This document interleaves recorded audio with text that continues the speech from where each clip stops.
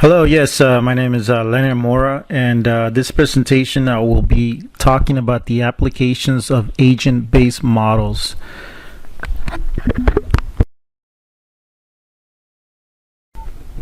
The enabling objectives for this presentation define the agent-based model, ABM, the types of ABMs, specifically AnyLogic 7, NetLogo, Benson, and some of the applications where agent-based models are used. Although you can find a number of various definitions of agent-based modeling in the literature, from the viewpoint of practical applications, agent-based modeling can be defined as an essentially decentralized, individual-centric, as opposed to a system-level approach to model design. When designing an agent-based model, the modeler needs to identify the active entities, the agents in this case, which can be people, companies, projects, assets, vehicles, cities, animals, ships, products, etc. Basically, these define their behavior, the main drivers in this case, the reactions, the memory states, puts them in a certain environment and therefore establishes connections and runs a simulation. The global behavior then emerges as a result of interactions of many individual behaviors. For example, AnyLogic 7 supports agent-based modeling. It does a discrete event and the system and dynamics modeling as well, which is another type of model, and allows you or the user to efficiently combine it with other modeling approaches.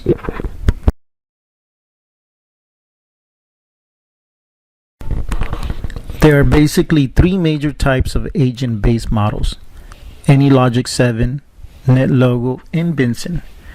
I will be covering the three of them. These models are free to download, which makes them attractive and learning how to use them. And honestly, that's what kind of attracted me to play with them and learning how to use them, because they are free.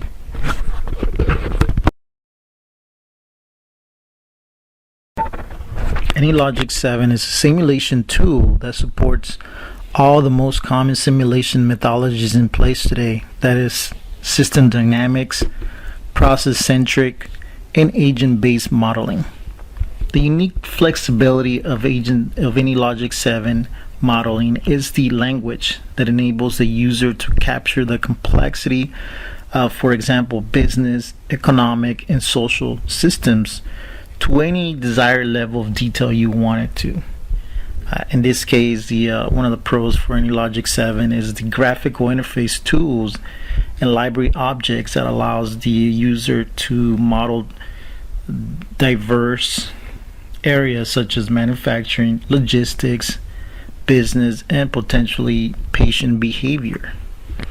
AnyLogic it's a simple tool to use, but yet sophisticated in some of the functions that allows the development of visually rich and interactive simulation environments.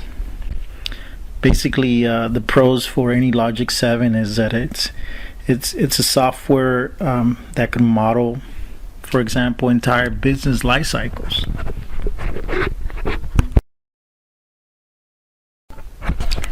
NetLogo works with the user giving commands to the agents. So NetLogo basically has four types of agents. The first one is mobile agents. These are referred to also as turtles in NetLogo. Basically, they are moving agents, and whatever command the user gives them, that's what they do. Patches is the next one. They are square cells that represent space. The patches exist in the world. The rectangular grid of patches displayed on the interface tabs. The next one is links. Basically, the links connect two turtles and provide a way to represent relationship among the turtles, such as a network. And the last one is the observer, which can be thought as an overall controller of a model and its some of its displays commands. So the observer, its interfaces with all the other ones. The observer does things such as create the other agents and contain also global variables.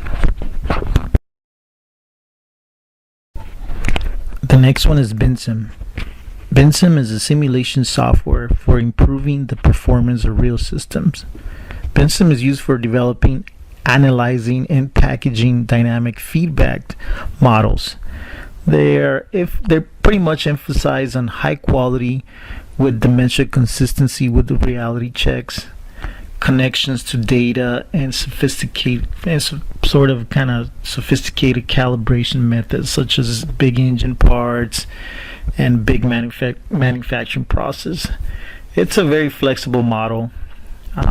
It pretty much the main function it analyzes and also provides Monte Carlo charts. BINSIM is a software that gets you started in system dynamics modeling, and it's free for educational use and inexpensive for commercial use.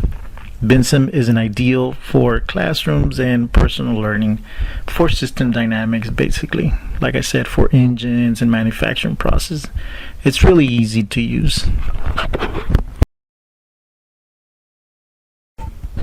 Applications of agent-based models. For example, in the healthcare industry, agent-based models are being used to link data about individual patients and particular services to improve clinical decisions by the health professionals.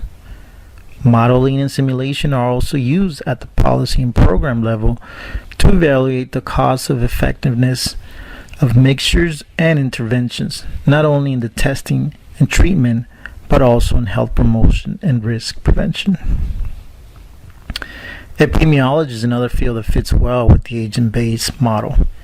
In epidemiology, models agents are people that can be susceptible, infectious, recover, or immune to a disease. The agent-based methodology lets you explicitly capture social networks and contacts between people, which can lead to a better forecast of the spread of the disease.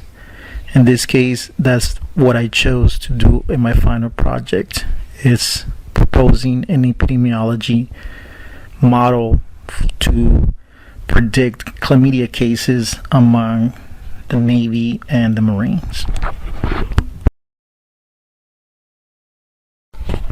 Agent-based model is also being used in markets and competition to model the consumer behavior as well as the behavior of competing companies pursuing independent strategies.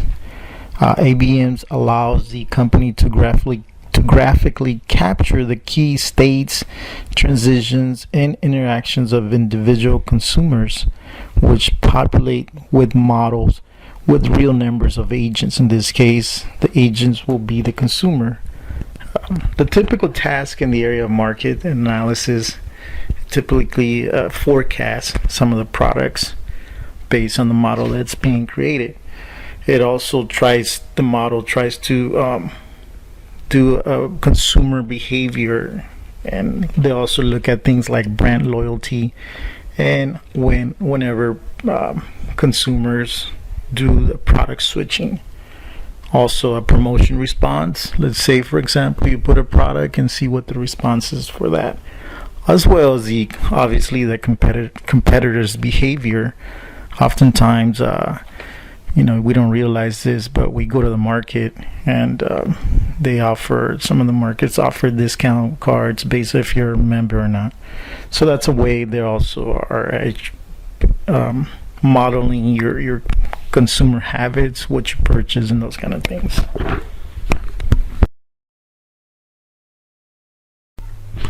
Agent-based models are also being used in the transportation and warehousing.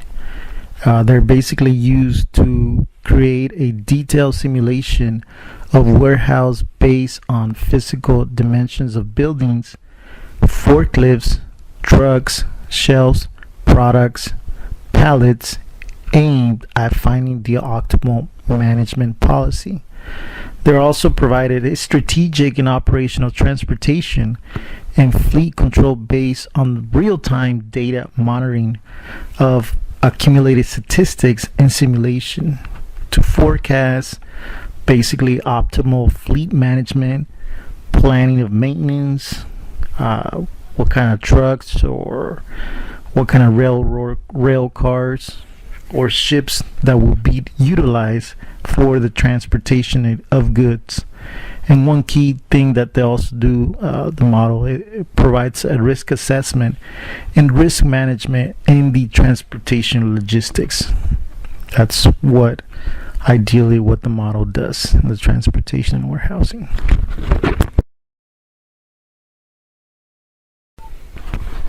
Agent-based models can be used in many different areas. In this case, I did cover that they're being used in the healthcare industry, in the marketing, and the transportation. This is just to name a few, but agent-based models continue to be useful throughout different areas, in this case in the military and disease surveillance or disease forecast or prediction. I have learned a great deal of how to use these models, and I will continue to try to play around with them, and hopefully I will be designing my agent-based model in the near future.